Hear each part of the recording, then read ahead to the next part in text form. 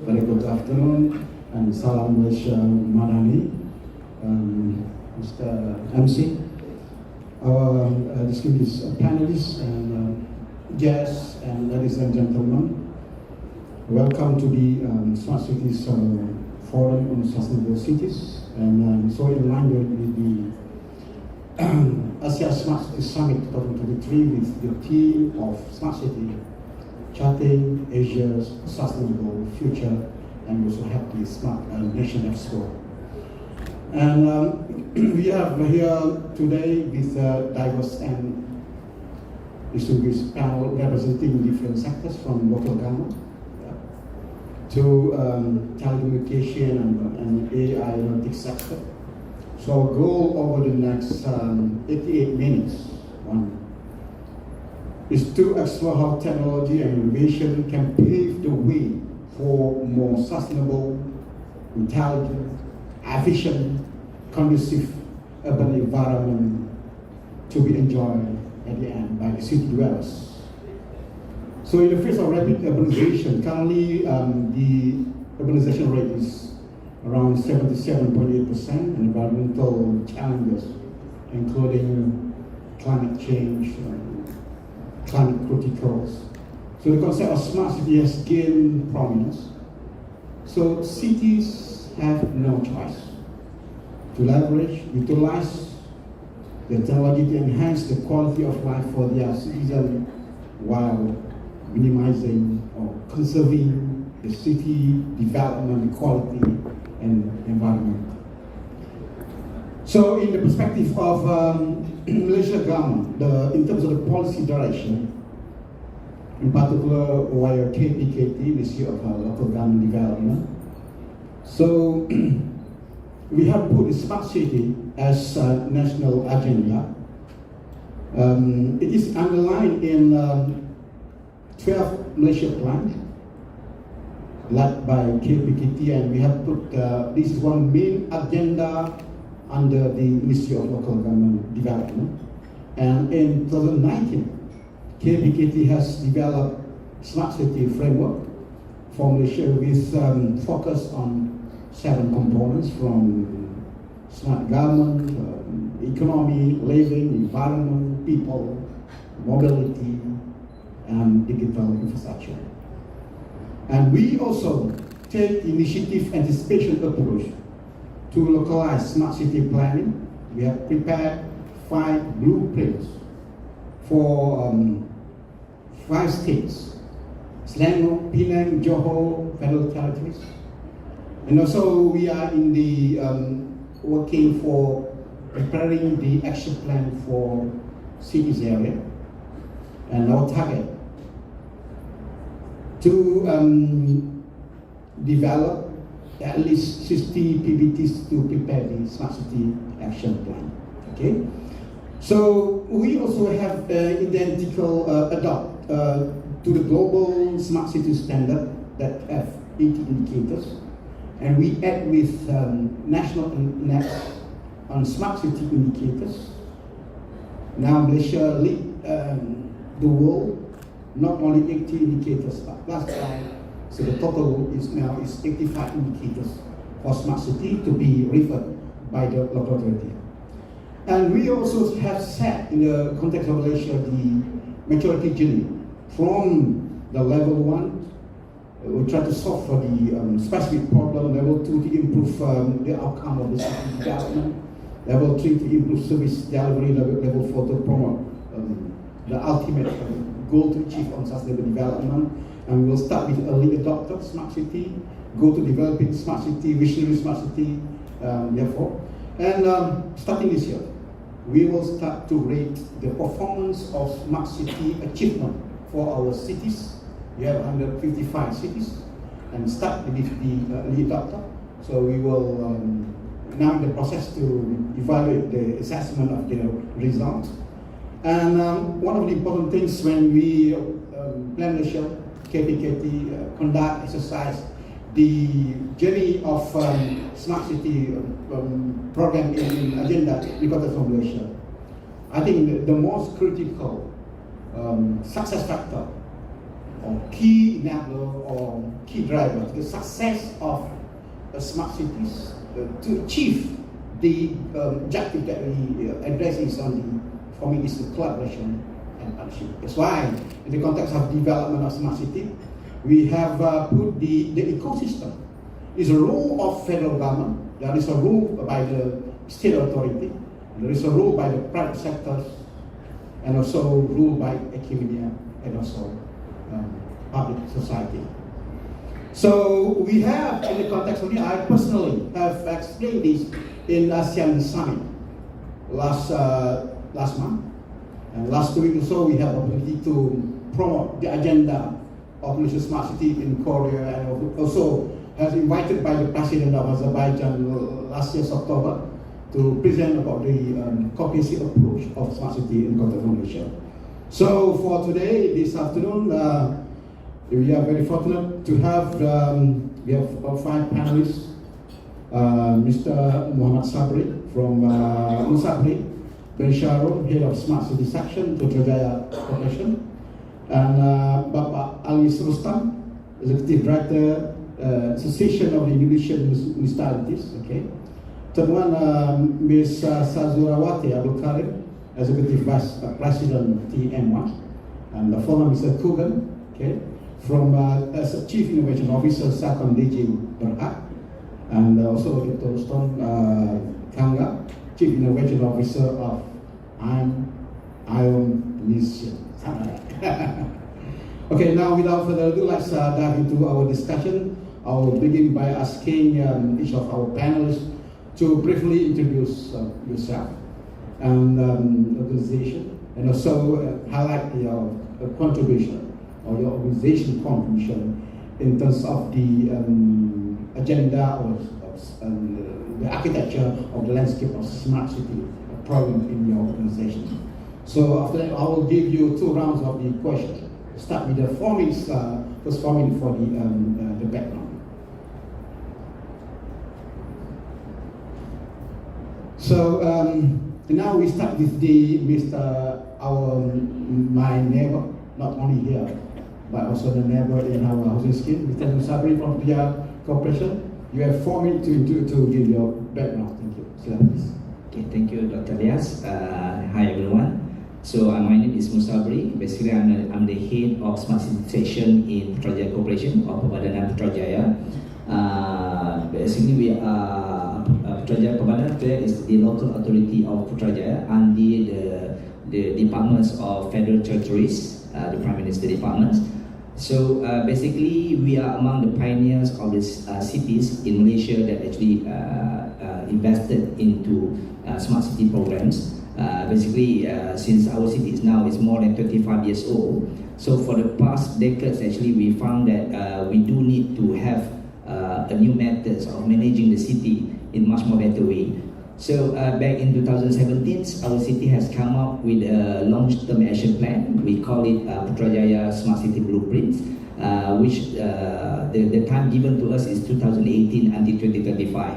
Yeah. So far by now we already have achieved about 74% from the. So that is some introduction from me, Dr. About roughly about myself and also about the city itself. Thank you very much. Okay, thank you, Sabri. And now we'll shift to Bapak Alwis Rustam. Okay.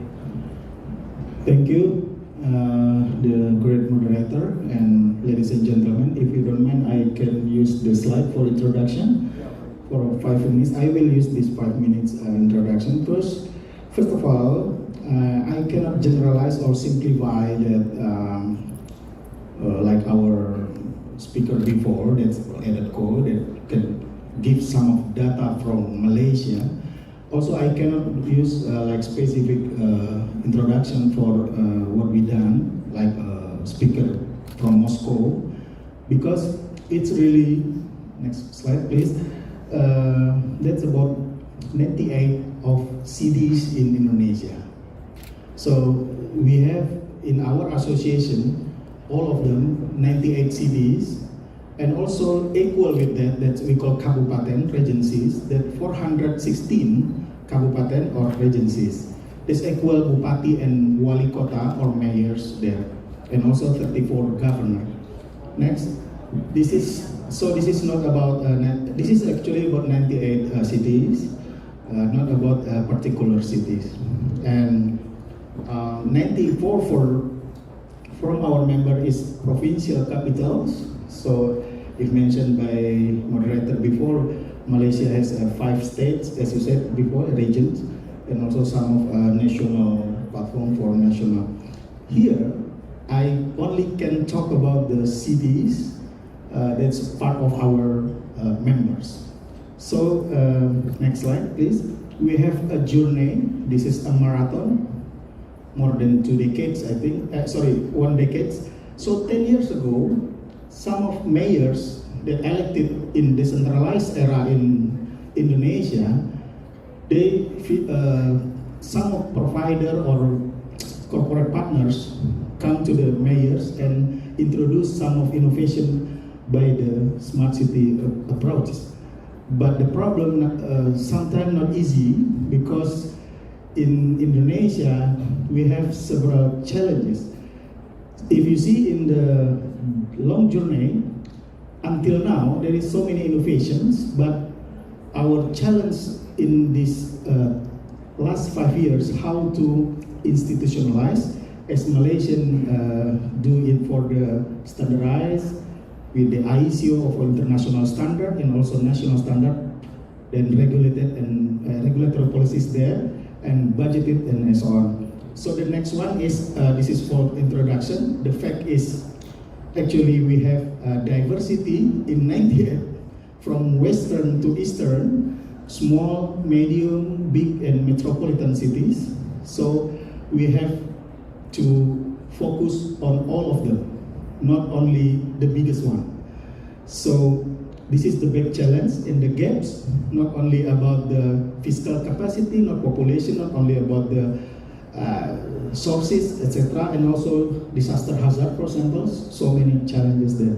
The second fact is also multi-aspect of and levels, and also the sectors that touched by the smart city.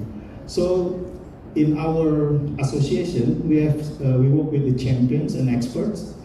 I will tell you later if asked by the floor, but we have at least 3 challenges actually to do that in terms of some of about the not only fiscal and institutionalize it, but also on how to get more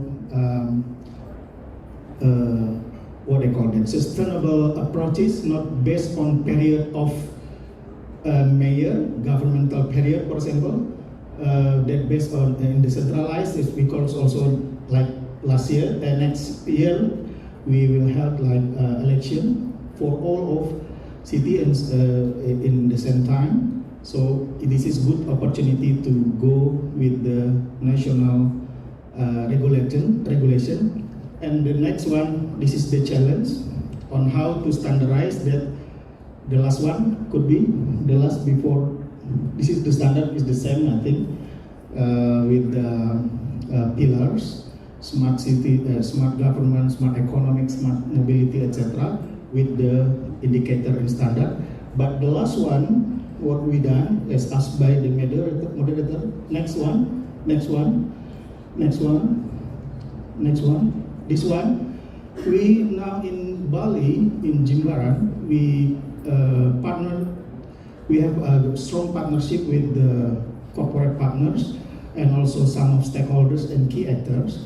We have like center of excellence, could be as a specific area, and like in Singapore, in terms of how to implement the smart city, not only for the smart people, smart government, smart economic, smart mobility, etc.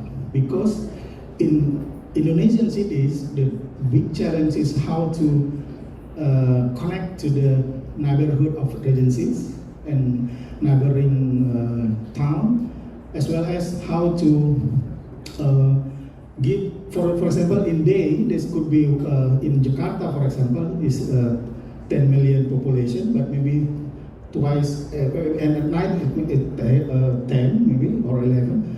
but maybe twice for the almost 15 maybe, or almost twice population increase in day. So that also how to in decentralized era itself also can connect each other. So that's our big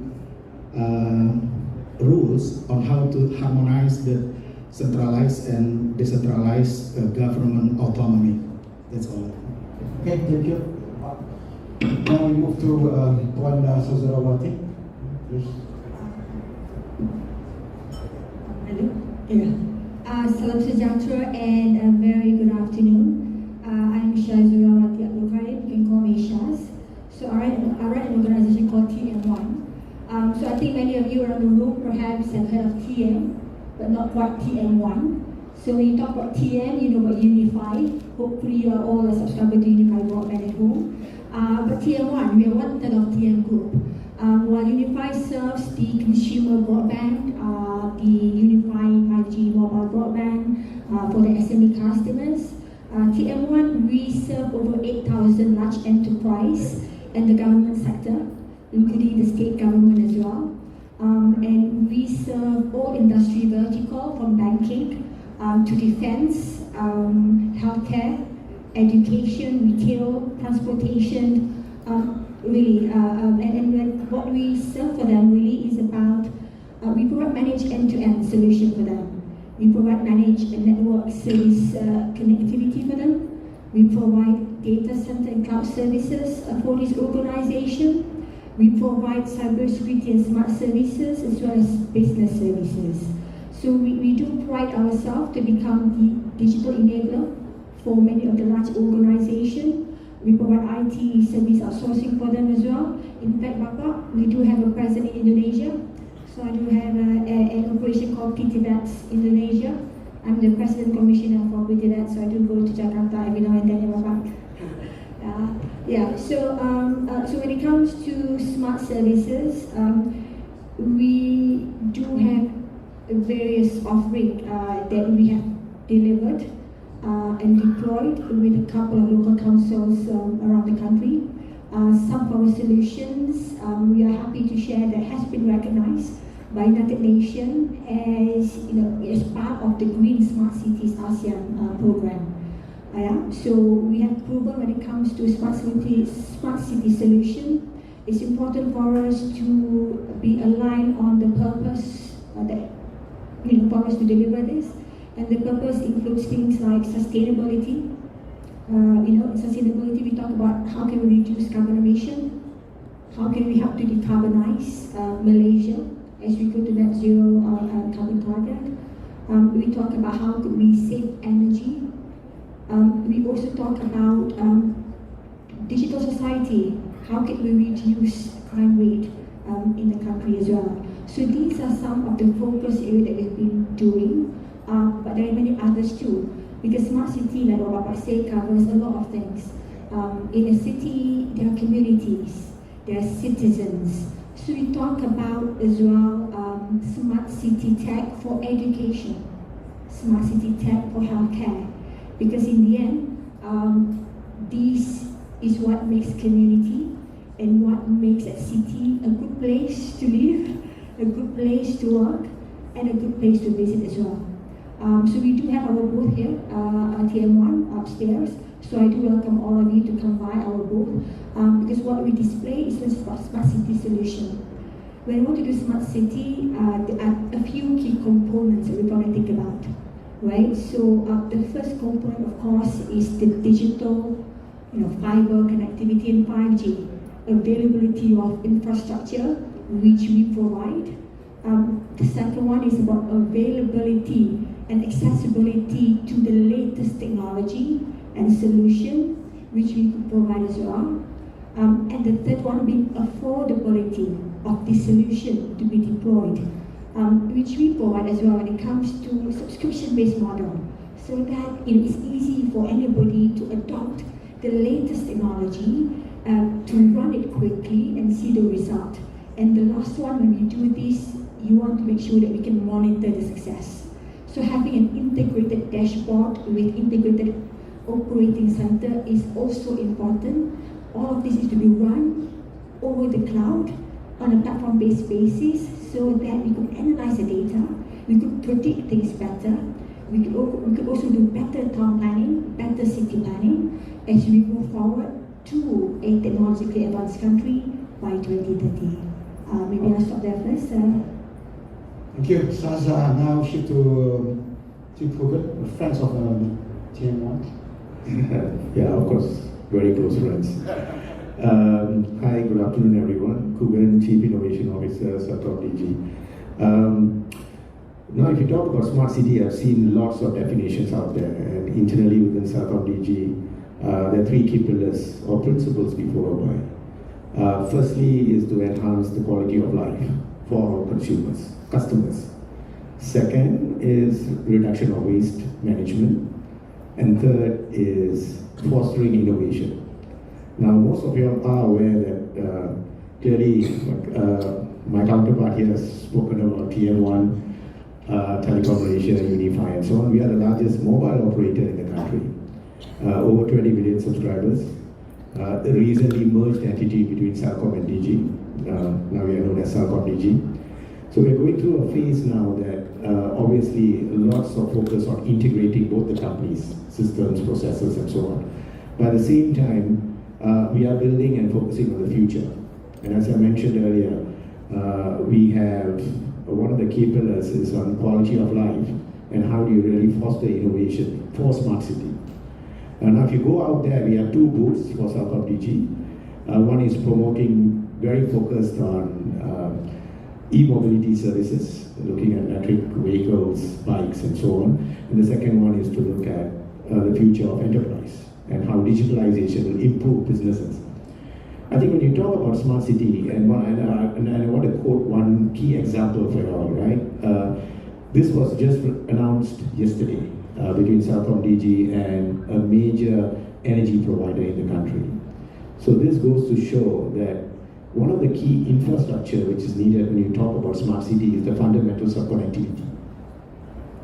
That's the bedrock of smart city. And today, for Celcom DG, we have the largest 4G, widest 4G coverage, fastest speed, and we are 5G enabled. So that's going to be key for us as we move forward as a nation to build our smart city initiative. The other key point I would like to stress is on affordability. One of the things we will be introducing soon, and if you go out there to the booth, I think it's pretty clear that we are looking at making services like e-bikes available for the B40 segment. We are moving away from traditional ways of subscription model where you have to pay upfront to enjoy services. So this is to really target our consumers, our customers, making services more affordable. Digital literacy is another key thing when you talk about smart city, because typically when you talk about smart city, the fear is the adoption of digitalization, the ease of use, the simplicity, and so on.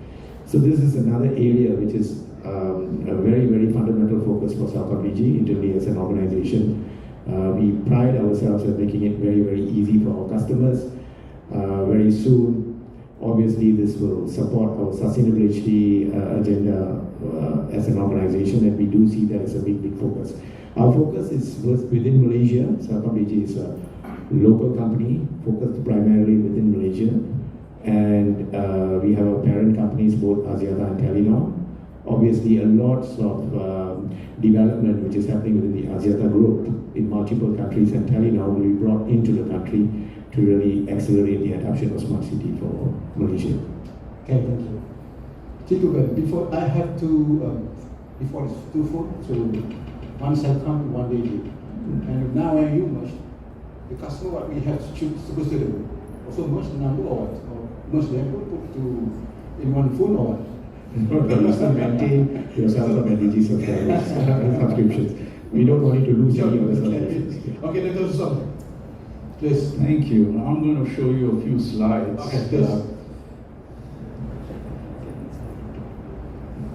Right. So, what we do as IONISIA is to provide autonomous, multi-sensory AI for smart cities. What does multi-sensory mean? Humans use their eyes, their ears, their nose to understand their environment, and that's what we do. We do video analysis, sound analysis, and smell analysis all at the same time. So we've been going 22 years. So we've been doing this long before AI became fashionable. And we are implemented in about 70 countries worldwide, including in Malaysia, things like Kuala Airport and so on use our technology. Now, we do not sell products. Our focus is on achieving outcomes. So, what's an outcome? Let me give you an example. For the Abu Dhabi Traffic Authority, they had a requirement that they wanted to reduce the fatalities at traffic incidents. And initially, they got ideas from a whole bunch of camera suppliers and so on who wanted to sell them speed cameras, etc. However, we discovered in analyzing the problem that 80% of the deaths on road accidents were not happening at the accident, at the moment of the accident.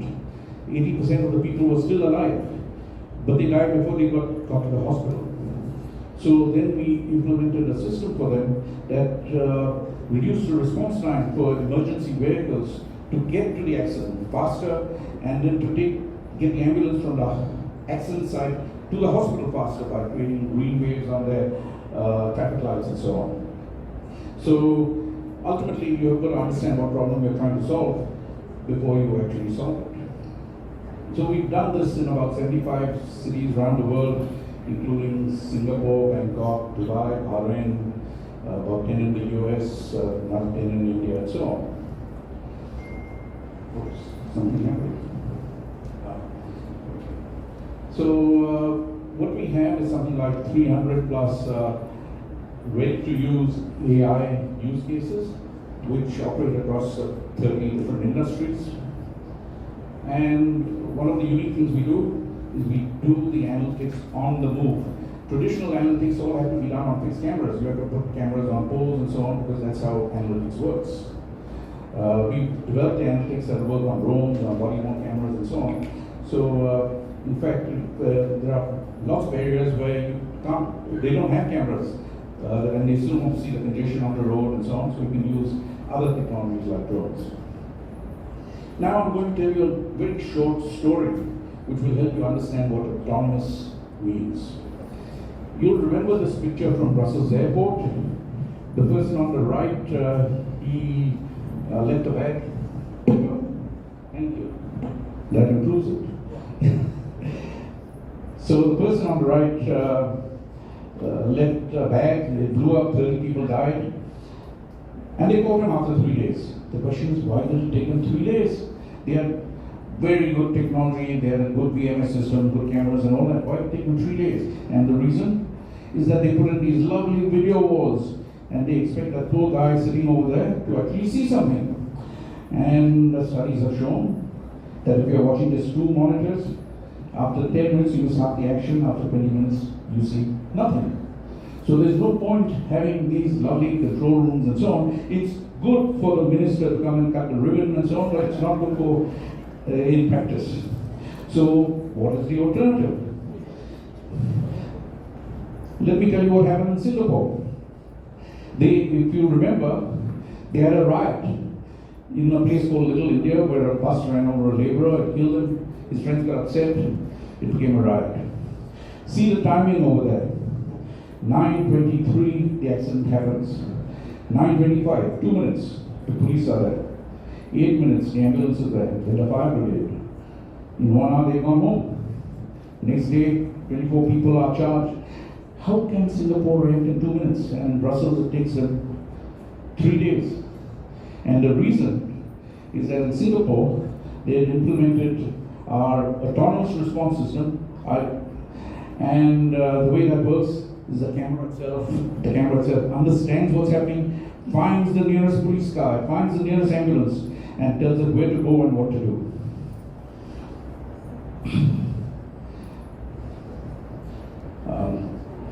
I'll take you through this. What you'll see is that all the cameras in the system work like one giant brain. So it's not that on this camera I can do face recognition or another face recognition, something like that. All the cameras work together. So on one camera you'll say, oh, somebody's left a bag over here, camera 200 somewhere else will say yes, and the person who left the bag is now in front of me. They're all talking to each other and understanding what happens. To make a system like this work, you need very high accuracy. How do you achieve accuracy? We implement something called NAMP, which is a nuisance alarm minimization system, which helps you to understand what is real, what is false alarm, and so on.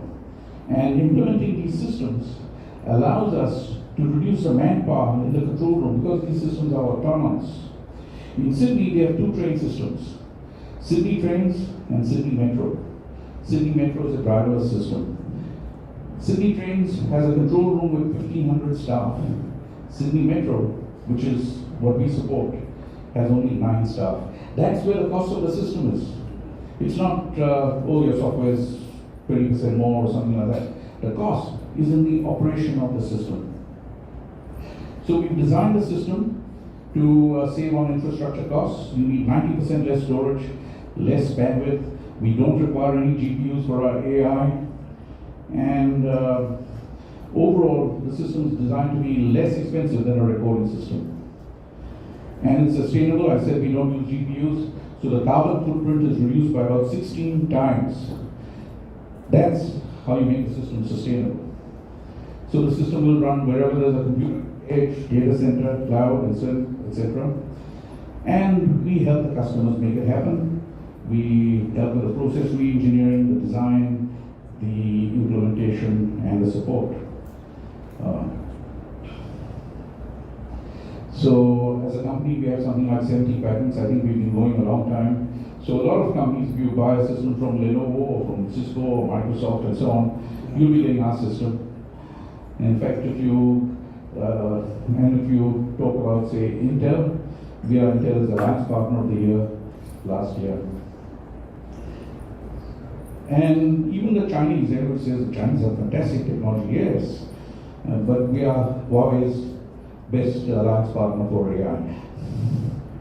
So we do projects around the world. We have a team in Malaysia, and most importantly, all the stuff we talked about, we have now. Thank you. Okay, congratulations. Okay, some cities in Asia, sometimes some initiatives are better than other developing countries in comparing Singapore and Glasgow. So there are other initiatives in terms of the smart city initiative. They're probably Asian better than other countries. Okay, now we go to the second round. Still 5 minutes. Okay, to Mr. Musabri. So, Putrajaya sebagai national capital and the city, and the agenda of to make cities of Putrajaya smarter is important. And can you explain some key initiatives that developed by the Putrajaya, implemented by Program Putrajaya to transform itself from smart and one day the ultimate aim to be sustainable smart city standard for Putrajaya. Because I'm staying in Putrajaya, so we serve initiative for I think probably 10 or 50% of us in this district. Sorry, please. Okay, thank you. Since I'm the only person who actually come from the municipality, it's a bit different from the other 4 panels. So basically, it is very important for Putrajaya or even for Putrajaya itself to become a smart city and for better sustainability. Yeah. So it's due to the rapid urbanizations that we have gone through for the past 25 years, where we do have challenges in the city that actually increase from time to time. Among of it, in our city, in terms of security, is we need to have a very high security because it is where all the national leader from Malaysia, this is administrative city, will stay, will work, and all the government's leaders, everyone is actually inside Putrajaya. And Putrajaya is also designed to have houses without fences. So this is all have to be taken as a considerations on the challenges that we need to face in order to implement the reason why we need to implement smart city. Other than that, with the increase of populations and also visitors to the city is also add up to our congestions. The roads and also the transportation has become very crucial for the city daily operations. And other than that, for Putrajaya Master Plan, we have about 40% from the land still need to maintain as a green space. Yeah? So environmental protection is very important for us.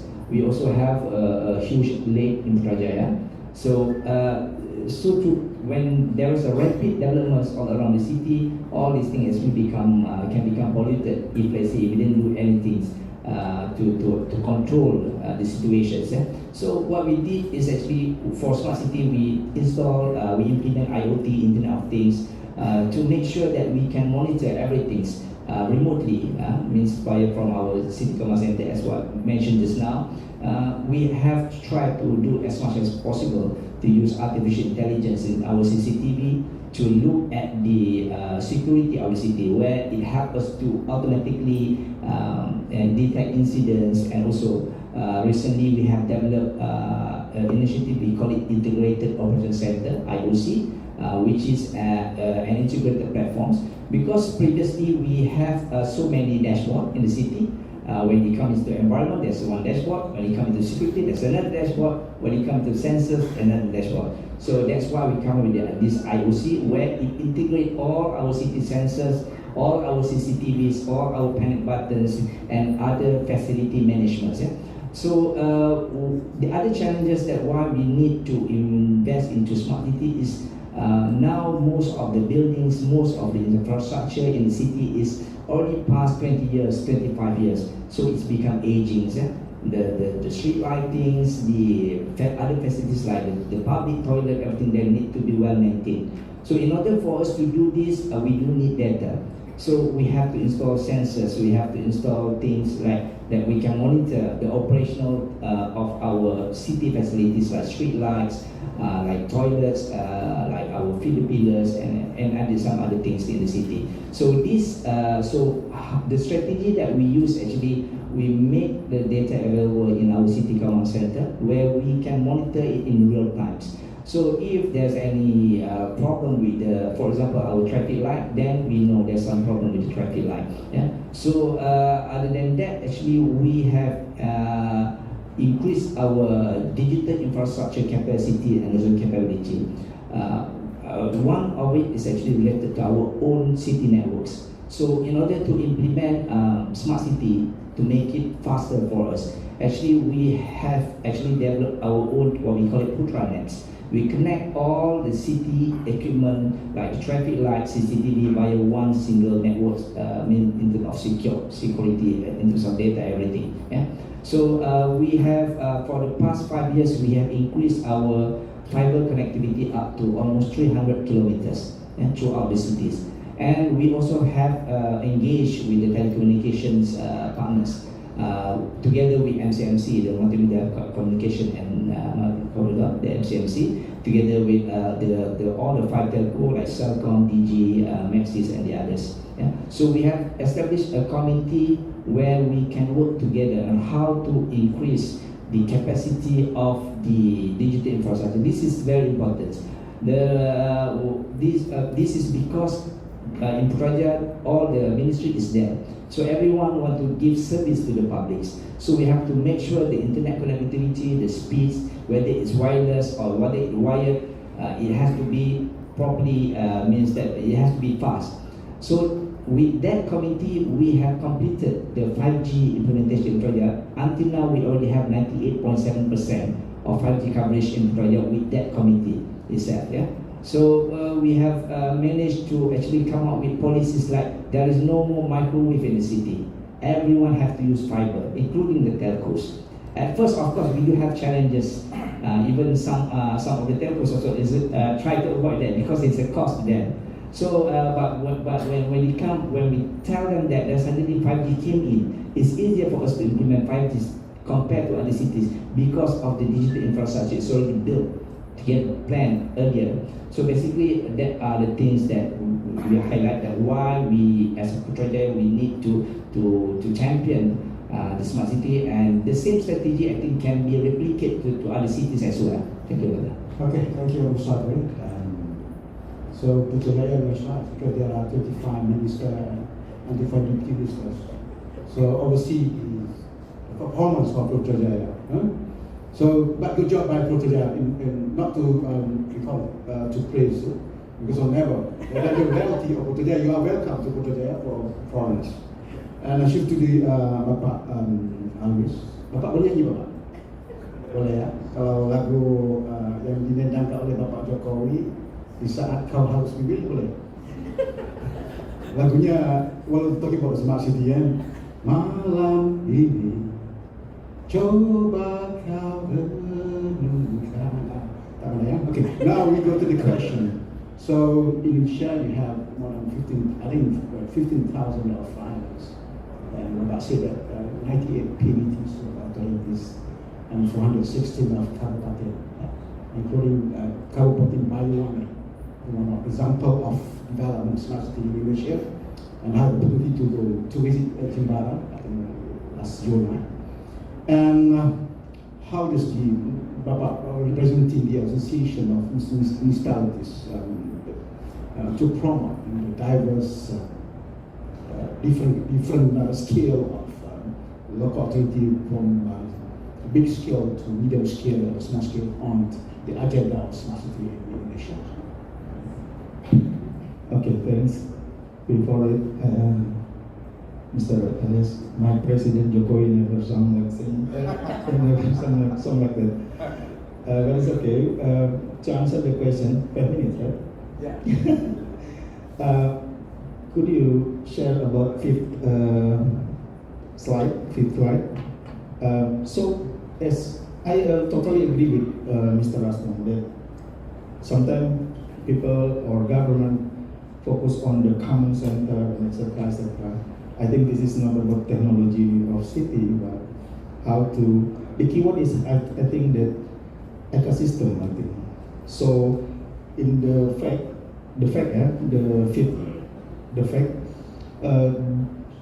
as mentioned by the great moderator, that diversity and characteristics gaps in 98 members of cities member, and also this not only about the autonomy era in the centralized era, but also on how that what they need for the pillars and indicators that could be faced by them. So that's the fact. And the second fact is multi-aspect level and sectors. Even though like mentioned by the moderator, Banyuwangi or Makassar, Jakarta, Makassar, Banyuwangi already put in the top 100 in the global, but in Asia maybe 15.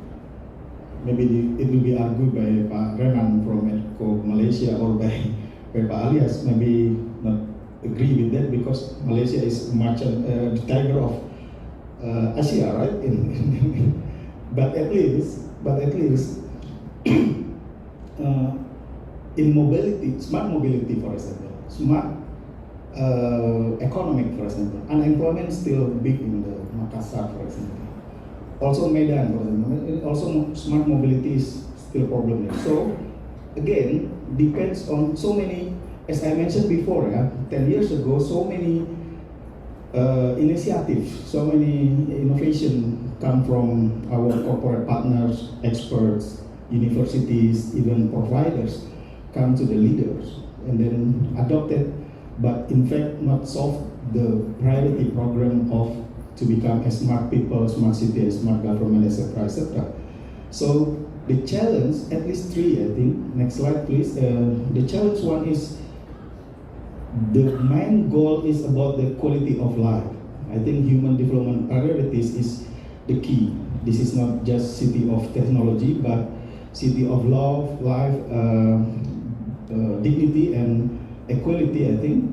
So the tools with the smart city approaches with the 5th or 6th pillars that could be used. But the second challenge in my members association is about the fiscal and institutionalized capacity. How those used by the bureaucracy, how that's operator, how the model of business that's not based on the governmental period or governor or mayor's period, political periods, but also it's sustained and institutionalize it with the regulatory policies and with the capacity building for all of stakeholders and key actors there. Last year, we bring at least top 15 mayors to ITU, to Geneva, UN International Telecommunication Union. That's also mentioned about the indicators. Again, we introduced to the mayors that so many paradigms, so many open, so many point of view, so many scale. Yeah, could be. Also, as you mentioned in ASEAN Smart City Network, it's also sometimes they really concerned about the regulation, for example. But here in our annual event like this, it's much more become as inspirations, right? How to connect among the corporate with the local government, etc. So many approaches, strategies, and some of tactics, yeah, some of priority based on the budget and lesson learned from Indonesia with those, excuse me, sorry, with this the third challenge about the collaboration of pentahelix, and the lesson learned is awareness and leadership. So the first time is how they get, we call tahu. Tahu is they know, yeah, for leaders, and then after they know about that, not only about the technology, innovations, etc., but also the regulation, the ecosystem of the smart city, and then they want to regulate, they want to budget and put it in the budget and the planning with multi-years long-term plan. And the third one is they able, that's why we invite them to go to other, to KL, to forum like this. And the last one, if they can maju, so tahu, mau, mampu and maju, they can work with champions, so with so many people like this. So maybe next year we will bring our members more, because this before election, yeah? Yeah. So after election we will bring the newcomers with all of second period of mayors to be also learn and interact with all of smart city champions here. That's all I think to answer about the challenge. Okay, thank you, Alois. Now shift to TM1. So TM telecom business was inspired by the Alexander Graham Bell since 1885. So start with the telephone. That's a core business. Now shift. Yesterday we visit your booth. Now diverse to up to the smart agriculture. So your tagline is what called? Your next is now. Yeah, your next is now for the TM1. And so as the telecom company, but strategies probably technical in terms of business and other strategies that you adopted to support the overall agenda of smart city leadership. You have mentioned in the first session, but you can continue. Please. Okay, so we have indeed moved from a telco to a human-centered technology company. Yeah, so what we meant by that is that not just technology, like you rightly pointed out, it's always about how do we humanize the use of technology for the benefit of the people. So I think when it comes to smart city, let me touch on two use cases. In any cities, in all cities, a sector that's always present is agriculture, right? I think many of you will have a community of farmers, aquaculture, in your communities or local councils or states. So I mentioned something about affordability earlier. So I think let's not be misled. Affordability does not necessarily mean the cheapest. We've got a customer. We've got a few customers who are not our customers to begin with. right? So they deployed a solution that was cheap. It looks good on paper. It's got all the features. It's got all of that, a beautiful outcome that they promise. But then in the end, smart city, there's something about plug and play about smart city solutions.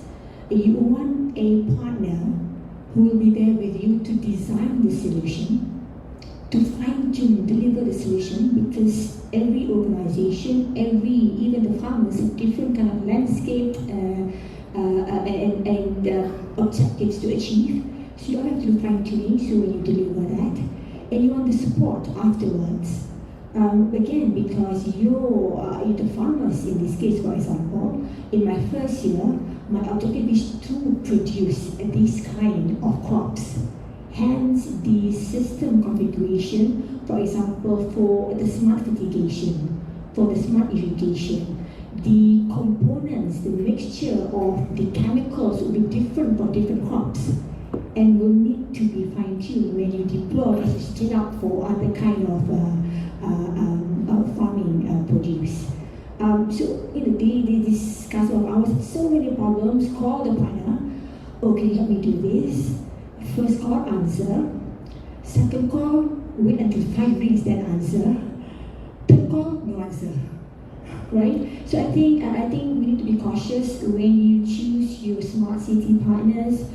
Do choose those who have credible records, those who do have a team to support you from an end-to-end perspective. I think it's an important judgment and evaluation to make. Please do not be distracted by the dollar sign that be the cheapest. So that's number one. When it comes to implementation for, in this case, I share with you, is the smart agriculture. From another use case, again, in any cities, you have lots of retail shopping malls. Putrajaya have many shopping malls. But a small one have, supermarkets, even night markets, Sunday markets. These are also places where we could do things better, or how can we help these retailers to sell better, to earn more. So that's what we do when it comes to another use case for smart city. Is about connected shopper, smart retail analytics. What is that? Right? So we've deployed these to many big shopping malls in the country, and it worked really well. So what happened is that every day of the week, every time of the day, different demographic of shoppers go to the place. Right? Even Sunday market or night market, when they start at 6 o'clock or 5 o'clock, who goes there first? Different demography. It could be the young ones, or it could be the older ones who want to buy vegetables, fresh ones. Who will come at 9 o'clock? Different demography. So that's what retail analytics can tell and provide insights to you. Retail analytics will tell you, at this time of the day, these are the type of customers who will come to my store. So I will put this inventory up front with special kind of packages. So I will make sure all of my stocks will be sold at the right time, at the right price. If I want to do promotion, I can do and push everyone out too. So I think these are some of the simple digital solutions already available, deployed by many parties, but perhaps some cities have not yet propagated this agenda or these ideas to your community, which we could help you do. So I think perhaps that could answer a bit in terms of expansion to what other things we do beyond telco. Okay, thank you. Let's now shift to Kogan. I think the previous first round we are talking about the connectivity and affordability. Yeah? So digital smart infrastructure, in particular in the context of telecommunication, play a vital role in the context of developing smart cities. So probably can you update further on the role of telco companies in enabling smart city or cities problem, city solution? Okay, so firstly, as I mentioned earlier, I think what's key for smart cities is the infrastructure and connectivity. And Southern DG today, as I mentioned earlier, we focus on connectivity. And the biggest thing we are looking at now as a nation is how do we transition from 4G to 5G. When you talk about smart city, lots of the solutions will depend on a couple of key attributes. One, latency.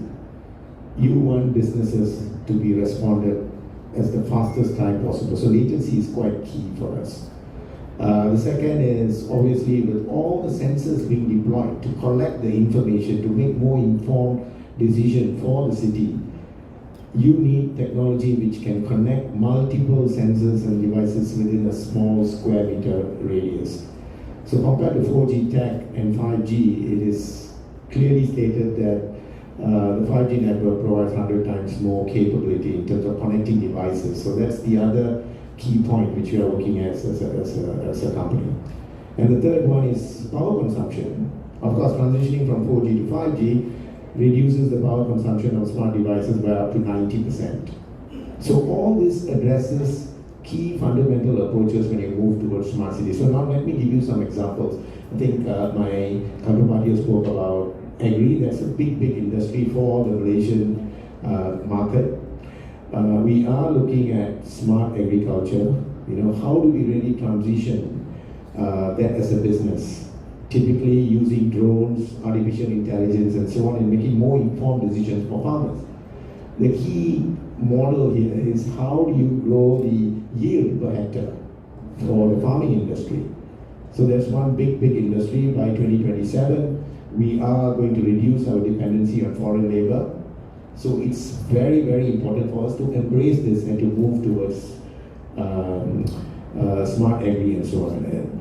The other example I would give is probably the logistics sector. That's another big sector which is really looking at how they move from traditional warehousing to lights out warehouse, completely automated using drones and AI, making more informed decisions in terms of tracking their inventories and so on. So those are crucial projects which is being worked on today as a country.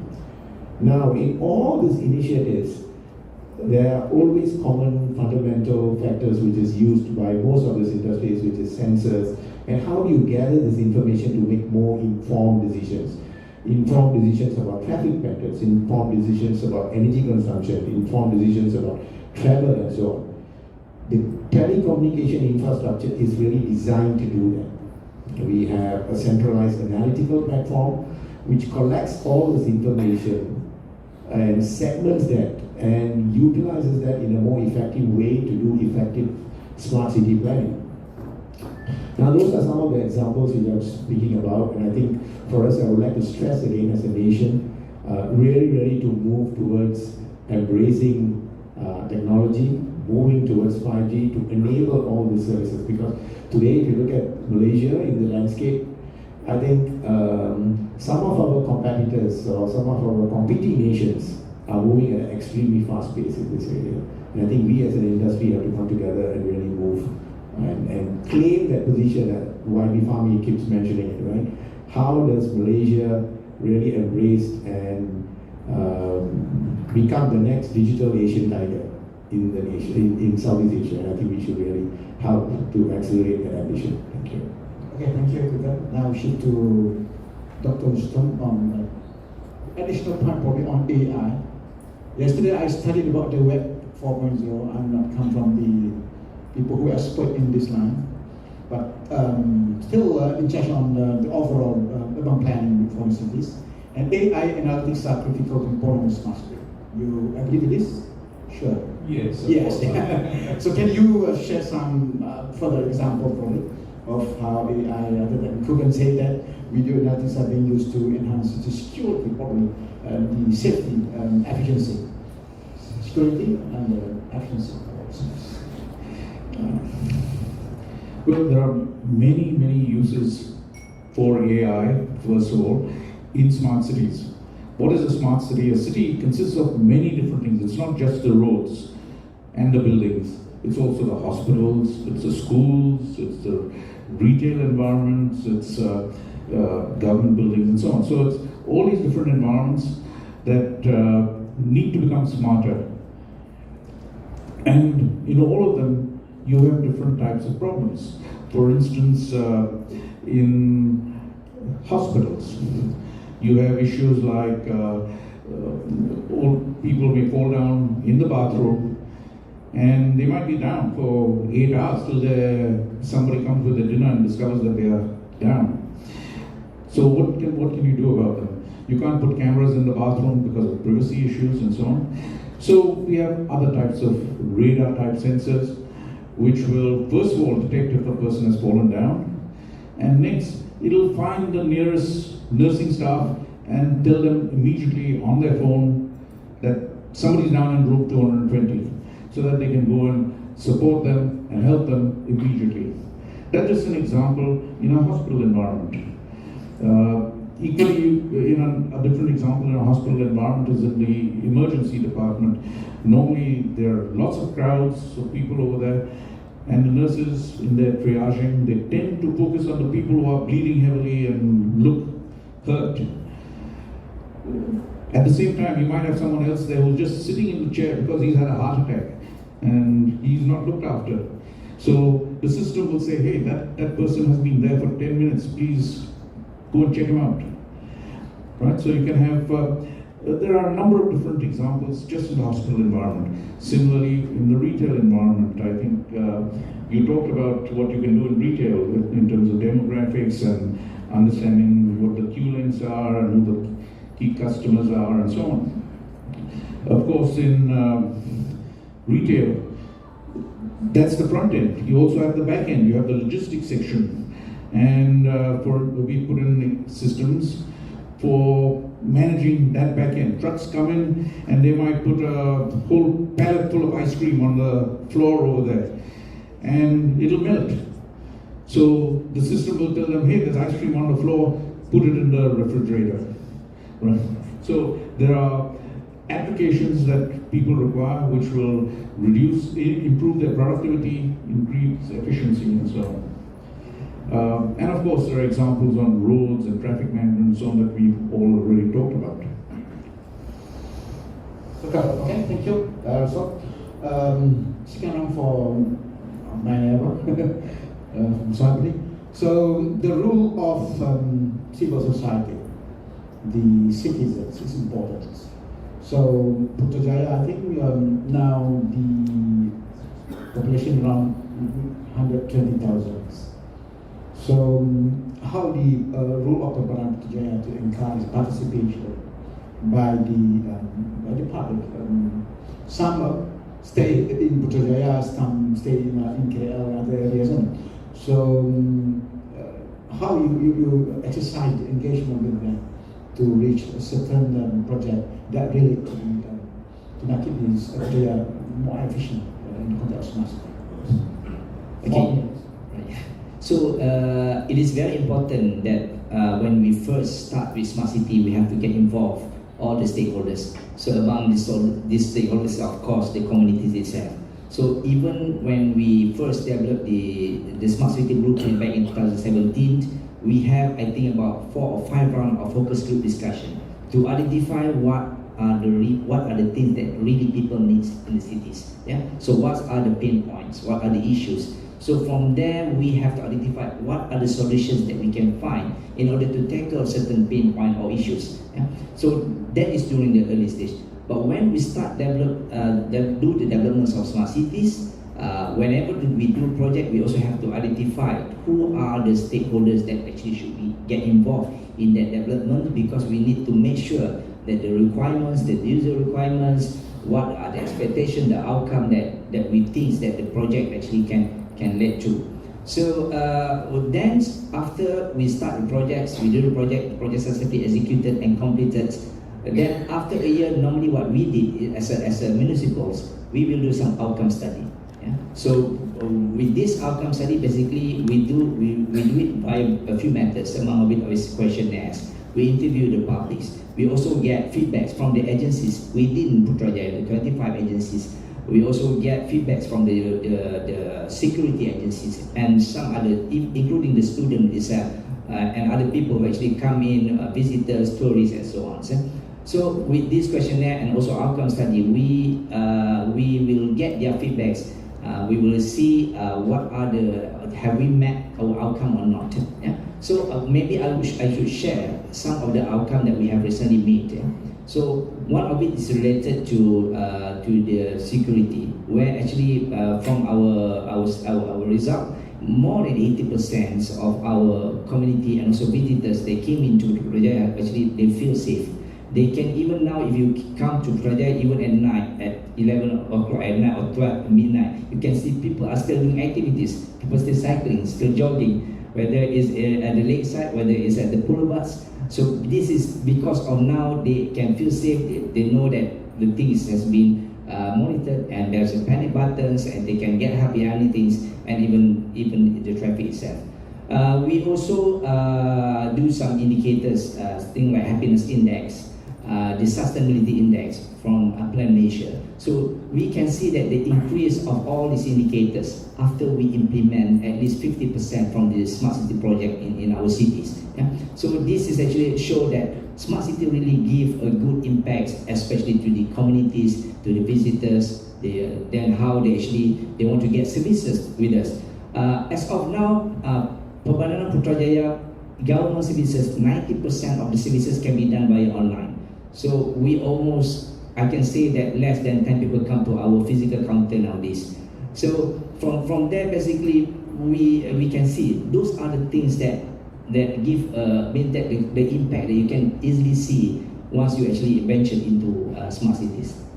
Okay. Because Putrajaya have 40% of green, yeah? So Putrajaya was recognized as among the best livable cities, sustainable cities, happy cities, and also now a sustainable smart city standard. So once again, you are welcome to Putrajaya.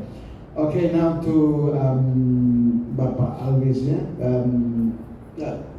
Talking about the community and the collaboration between the municipalities that 98 PBT local authorities and intelligence, and how the acceleration of the initiative agenda probably by other big cities to medium cities to small cities, and knowledge sharing, how you practice knowledge sharing among the municipalities in Indonesia.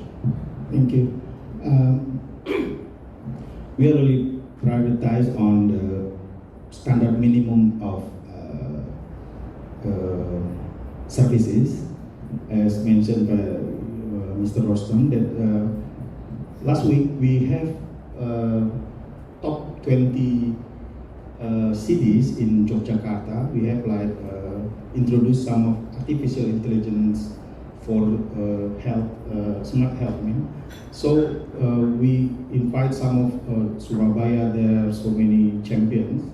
There's another 20, yeah, compared to another 15 before to Geneva. That put it artificial intelligence to mention that all of public health services, we call them puskesmas in Indonesia, that very small places, that not very small compared to the hospital, yeah, but it is very direct in the grassroots. And then they can plan with the artificial intelligence approaches supported by the Google Cloud and some of our Narasio data at the time, and then they can give some of another perspective, second opinion for the mayor on how that public servant or health unit also have a plan. So this is good in the process of planning. And we have if you don't mind, could you share before the last slide that in Jimbaran, as I said before, it's true that not only about how that people can use the technology to call or give help or connect with the services, but also how that artificial intelligence also we can share in Jimbaran. Maybe not only, for example, not citizen call the government, for example, on how that so many rats, for example, mouse, for example, but the camera can or the technology can detect that, for example, there are 50 rats already in the drainage, for example. Then they directly use, and as 2 minutes police come with the accident as shown by Mr. Rasto. So then not only that, but also next month we plan for general director of all for local hospitals that authorized by the mayor actually, from 25 of directors of hospital to come to Jimbaran as well on how to use that smart city approaches for their own health management in their own hospital. So this is another from 25 of cities based on our 98. So depends on this priority of approaches and what they call it, what they're paying, what they're on to solve the problem, and directly we put all of the by the government regulation, by the indicators, and directly, for example, for smart people, for example, for economics, smart economics, as mentioned before, that also in Bali, they also how that in Sanur, in the afternoon and the morning, what kind of typology of the types of the buyers, for example. That's also on how they bring this smart economics to those Denpasar. So in this Center of Excellence, we have actually a conventional Apexi Academy, that's capacity building, training, but also so on. But on showcase on how to use it and how to bring, we need this. For the real city, maybe the new capital in Borneo, IKN, this could be, but not yet. Next year will be launched, but at least Jimbaran is one of small showcase. So I really invite you to join and collaborate with our members. Very open, big opportunity there. In the centralized era, you can interact with our mayors and local government as our members for innovation and some of what they want, and also we can bring to the Jimbaran or Jakarta or where, etc. That's all I think. So we really concerned about the implementing of regulation number 49 2022 that could be also followed by the home affair regulation that's mandatory for the mayors for the next after election. That's all. Okay, thank you. But if you have opportunity to go to Jimbaran, I think there is also delicious food in Jimbaran, other than important smart elements of smart city. Okay, the crucial success factor is about collaboration and partnership between the private and also the government sides. And for me, we fully believe that the private sector is the engine of the growth of development, including smart city. And probably from the angle of the private companies, what do you think, and your hope probably to make sure that the success of the agenda of smart city in the context of Malaysia in particular, what do you think about this? Okay, I think to answer to that question, from TM1, we have taken two key approaches. We fully understand when it comes to digital solution, smart solution, millions, hundreds, thousands of solutions can be out there that can be used for all our benefits. And not one company, not two companies can do all of this by themselves. And because of that, last October in 2022, we launched what we call TM1 5G Sphere program. It's exactly to bring about as many partners as possible who has different kind of digital smart solution, vertical solution that we can put together to provide the overall solution that benefits the customers, right? Not just a singular one to serve one purpose, but together it doesn't work. So up to now we had over 90 partners registered with us, and we continue to onboard many more so that we could provide perhaps meet the demand that's required even for smart cities. So that's one approach. The second approach is that we also understand technology can be very daunting, very expensive, and some of these use cases are still on trials, POC somewhere. And it's not easy to set labs for the smart cities, for the local councils, for the real estate developers. So what we've done, we've invested in what we call TN1 Innovation Sandbox in Sarvajaya, very near to Putrajaya. So we welcome not only partners to come and test out the solution in our environment, even customers, because sometimes some of the use case is only applicable to you, not to other party, right? So you could come in and test out some of these before we deploy in a commercial or a major massive rollout. So these are the two that we've done. At the same time, we talk about digital literacy, education, awareness. We continue to do that. From TN1 perspective, these are something that we invest in as well. So two areas where we promote in terms of digital literacy. We have many. At TN1, we operate almost 400 over what we call digital community center across the country. These are in suburbs, rural areas. So we bring on board digital economy kind of syllabus to the local community to teach them how to sell over Facebook, how to set up Shopee account, digital marketing kind of solutions so that they could sell. So we've had many cases whereby their earning used to be maybe 2,000 for a month. There have been many success stories where their earning has gone up to even 80,000 a month. And they employ the local community from two people in the kampong or the village.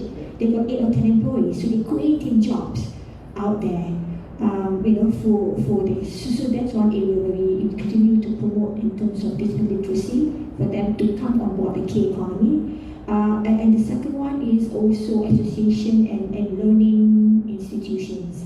TVET, I think we've talked about TVET at the country level for quite some time. So we have also been creating modules, digital modules for the TVET industry so that they could come on board. So when you talk about digital smart solution, it's also about higher skill kind of jobs.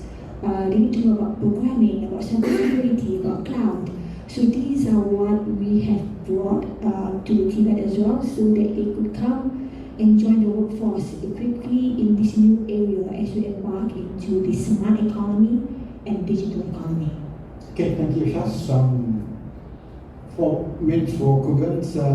Again, about the technology and how Celcom DG, other than you put your tagline or big signboard, or this is Wilayah Celcom, and I change to Wilayah Celcom DG, and to reach the sustainability goals and how technology impactful by Celcom DG. Yeah, on maybe just a few key points. I think my counterparts here mentioned quite a few. I think a couple of points. One is data centers.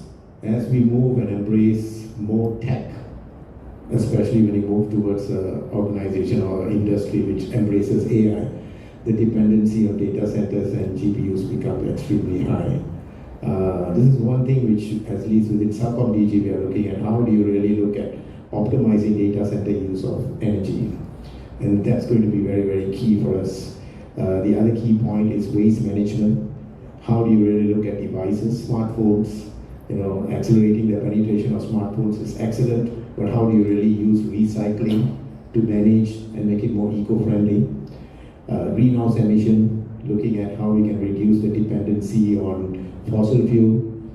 We recently made an announcement with a large energy provider, really embracing EV as a mode of transportation.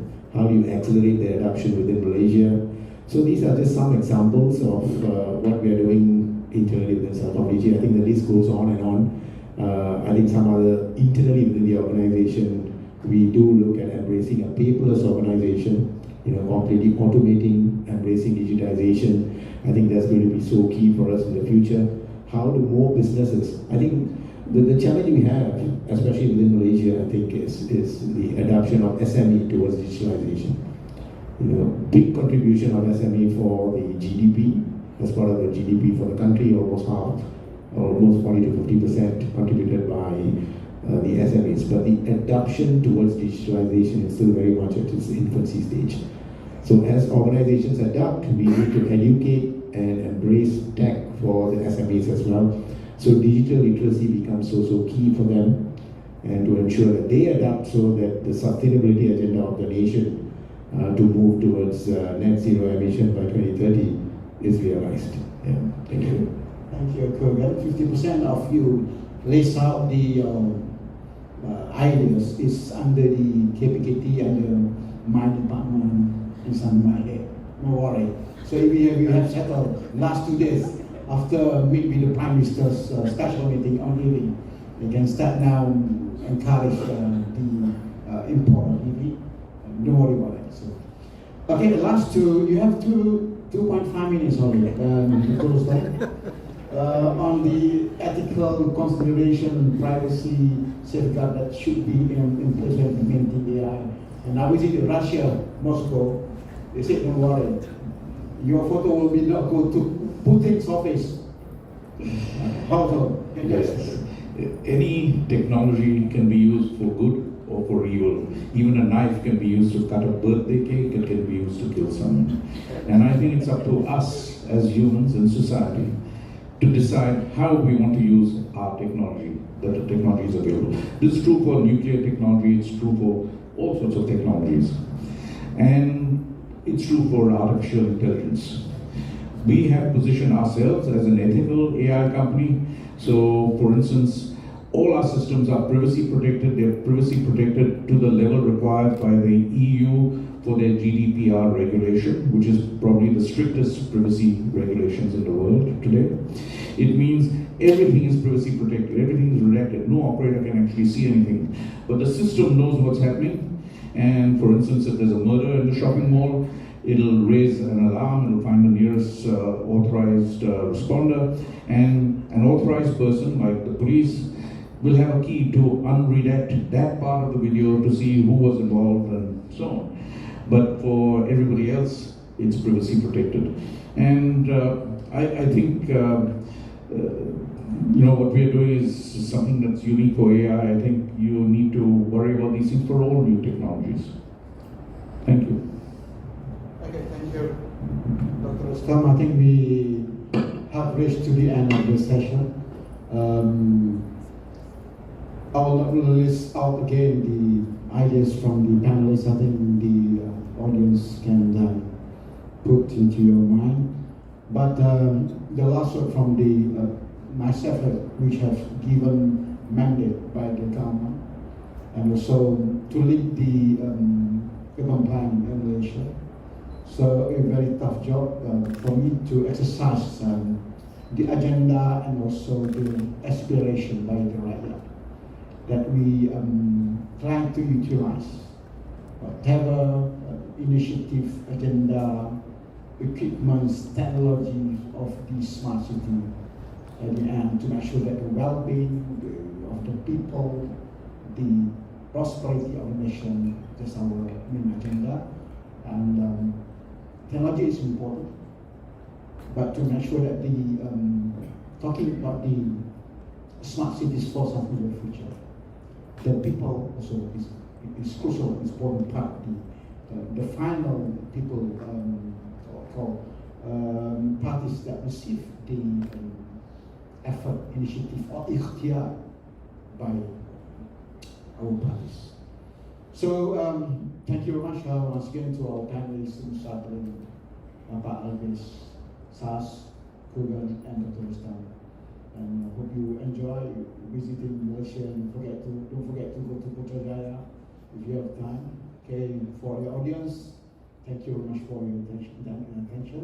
And we work together, not only in Malaysia, in Indonesia, in Australia, but together to find ways and solutions to make sure that our cities are efficient, livable, sustainable, and can use other beautiful words about the houses. Thank you once again, the Secretary.